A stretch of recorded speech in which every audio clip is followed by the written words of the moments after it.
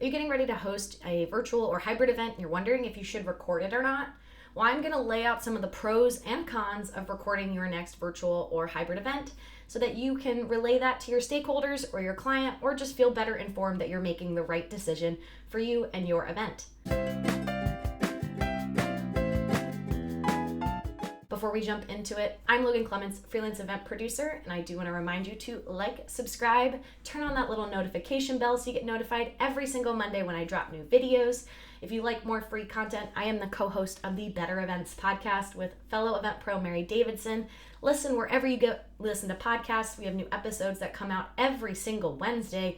And we do everything from talking more about Zoom to talking about hybrid events to fundraising practices at your next nonprofit event to what does a run a show and what does an event pro even do to even how we manage our finances as small business owners. So go over and give it a listen.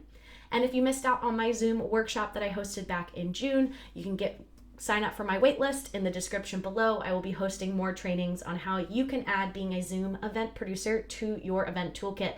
Without further ado, let's get back into it. So maybe you're getting ready to host a virtual workshop or a conference, or maybe you're doing a hybrid version of your events. You'll have in-person attendees and you'll have virtual attendees. One of the cool parts of having a virtual or hybrid element of your event is you will have all the equipment needed to record your event if you want to.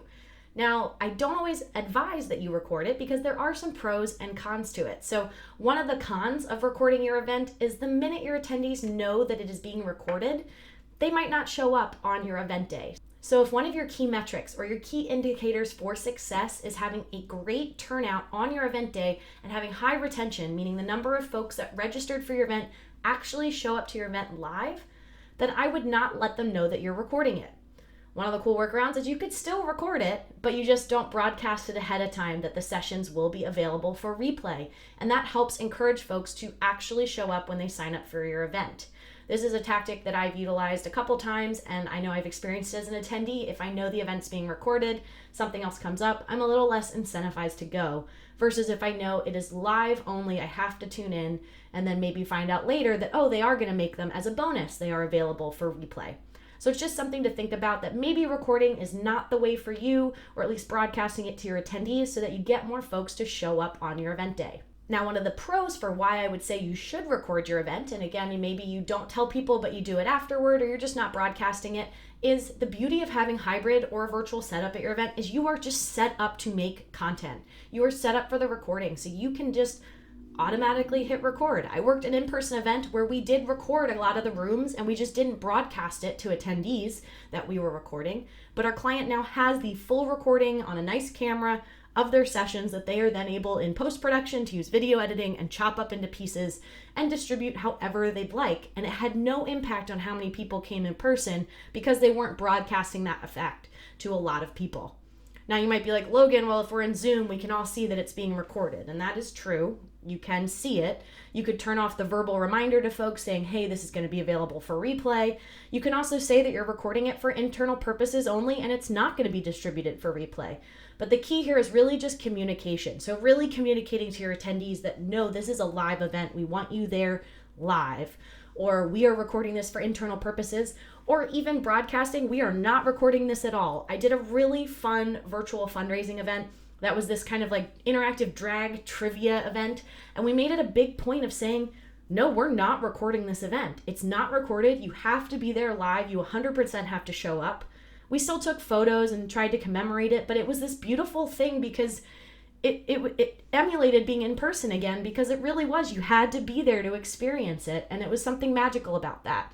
So there's also an option where you don't need to record it at all. Now, another reason, though, I would say if you want to record it, to do so at your next hybrid or virtual event, is you are getting more bang for your production buck.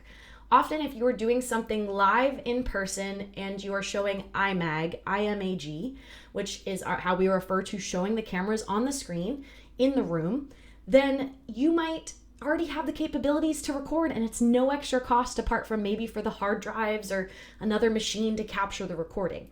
So you can get more bang for the dollars you're already spending at your in-person event or your hybrid event just to hit record. Similar with virtual, again, if you don't have a reason for why you wouldn't want to record it, or you're like, Logan, I really need this content and you really want to make the most of your money, you can hit record and then just not tell people that it's available. Some cool ways I've seen people do this is they'll make it free if you attend live for their event, and then you have to pay to access the replays, or it's free to have the replays accessible for maybe a month after the event, but for long-term access, you need to pay. This is a nice model if you're looking to monetize the content afterwards. But again, it depends on your audience. If it's an educational event, if it's an internal private event, you probably don't want to post that recording anywhere. If it's something that's free to the public, you probably want to record it so you can reuse it later, especially if you're not selling tickets. So there's a lot of different reasons for why you would want to record or not record, but I'm hoping I gave you a couple options that you have now as an event planner or event producer to just make that case to your client, because as frustrating as it seems, there is no one set solution for everyone. I can't tell you, yes, you should always record, or no, you should always not, because it really depends on your client, like the event host, what their goals are for the event, what are their key metrics for success, what do they want their attendees to do, and sometimes just how the event is funded, because if you have limited funding, recording is, again, a great way to have a better bang for your buck.